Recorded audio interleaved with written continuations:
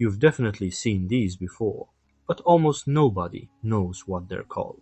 Those blocks on top of castle walls? The solid parts are merlons, the gaps are crenels. They let defenders shoot while staying protected.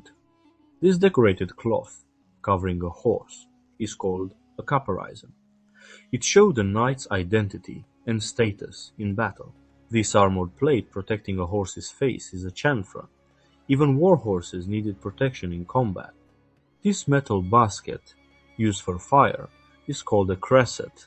It lit streets, castles, and battlefields at night. That heavy spike gate in castles? It's a portcullis, dropped instantly to block enemies. Those openings above castle gates are machicolations. Defenders use them to drop stones, or worse, on attackers. This early form of a book is called a codex. Unlike scrolls, it had pages, just like modern books. Subscribe to learn the names and purpose of the most important elements of each era of European history. The shield shape used in coats of arms is called an escutcheon. It represented families, kingdoms, and identity. This two-legged dragon is a wyvern, a common symbol in medieval heraldry and mythology. This massive siege weapon is a trebuchet. It could launch huge stones over castle walls. This piece of armor protecting the neck is called the gorget, a small but vital defense in combat. This simple straw mattress is called a palliasse. It was the most basic form of bedding for many people. This portable folding chair is a faldstool, used by nobles and clergy when traveling or in ceremonies. These decorative borders around the shield are called an orle or a tressure. They added meaning and distinction in heraldry. The part of a sundial that casts a shadow is called a gnomon. It was used to measure time long before clocks.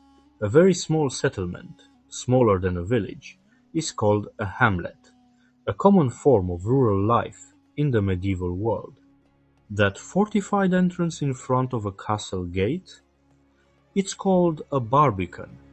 It acted as an extra layer of defense before reaching the main walls.